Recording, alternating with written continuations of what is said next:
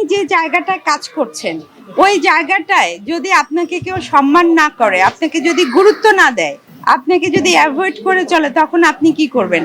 ওখানে কি আপনাকে মেরুদণ্ড নাই? আপনি কি ওখানে থাকবেন কন্টিনিউ? আমার মেরুদণ্ড আছে, আমি জানি যে আমাকে কি করতে হবে। যেখানে সম্মান থাকবে না ওখানে আমি কেন, কেউই থাকবে না। আচ্ছা আপু, গতবার যে নির্বাচন জয়ী হয়েছেন সাংগঠনিক সম্পাদক পদে, আর এবার আপনি অনেক কথা বলেছেন, আপনার অনেক আক্ষেপ ছিল, অনেক রোধ ছিল যে আপনি ঠিকঠাক ভাবে আপনার সাংগঠনিক দায়িত্ব পালন করতে পারেন। ওইটার কারণে কি নির্বাচন করছেন? পাশাপাশি আপনার গতকাল কি কি সমস্যাগুলো ফেস করেছেন, আর এবার শিল্পীদের নিয়ে কি কি সমস্যাগুলো উত্তরাতে চেষ্টা করবেন? এবার গতবার যেটা হয়েছে যে প্রায় 1.5 বছর কিন্তু মামলা মোকদ্দমায় কিন্তু সময়গুলো চলে গেছে।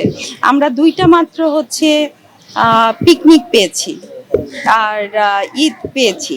তো ওই সময় আমাদের শিল্পীদের সাথে যোগাযোগ করা ওটা সবসময়ই ছিল। কোনো শিল্পীরা অসুস্থ হলে তাদের খোঁজ খবর নেওয়া, সেটা আমি করেছি। কিন্তু 103 জন শিল্পী এবং আরো আমাদের মিডিয়ার কিছু আরো শিল্পী প্রায় 40 জনের মতো, এই শিল্পীদের কোনো নাম্বার আমাকে দেওয়া হয় নাই। এটা এই পিকনিকের আগে আমি বারবার চেয়েছিলাম যে সবাইকে দাওয়াত দেব, সেই জন্য এই নাম্বারগুলো আমাকে দেওয়া হয়নি। এই কারণে আমি তাদের সাথে আমি যোগাযোগ করতে পারিনি, কারণ 103 জন তারা নিপুণের বাইরে ওইভাবে আসলে মিশে নাই। আর এই প্যানেলে এখন কাজ করছি ইনশাল্লাহ। এই প্যানেলে যেমন আমাদের শ্রদ্ধেয় মিশা ভাই, শ্রদ্ধেয় দীপজল মামা, ওনাদের কথা এই প্যানেলের প্রতিটা সদস্যই সবাই রাজা, সবাই সবার জায়গায় সমান অধিকার, সবাই সবার ক্ষেত্রেই বড়, কাউকে অশ্রদ্ধা করে কেউ কথা বলছে না, সবাই সবার জায়গা থেকে সম্মান করা হচ্ছে। এই জিনিসগুলো ভালো লেগেছে। আচ্ছা, আরেকটা প্রশ্ন যেটা সাংগঠনিক প্রশ্ন করি, সেটা আপনি তো সাংগঠনিক সম্পাদক ছিলেন এবং যে 11 জন কর্মী পরিষদ সদস্য, উপরে যে কোনো একজন সদস্য কখনো বাতিল হলে বা পদত্যাগ করলে এখান থেকে একজন এখানে পদে যায়, কিন্তু গতবার সহসভাপতি হিসেবে চিত্রের রিয়াদ হেরে যাওয়ার পরেও উনি সহসভাপতি হিসেবে শপথ নিয়েছেন। এটা নিয়ে আপনার যদি কোনো বক্তব্য থাকে, এবং এটা গাঠনিক বা সাংগঠনিক ছিল?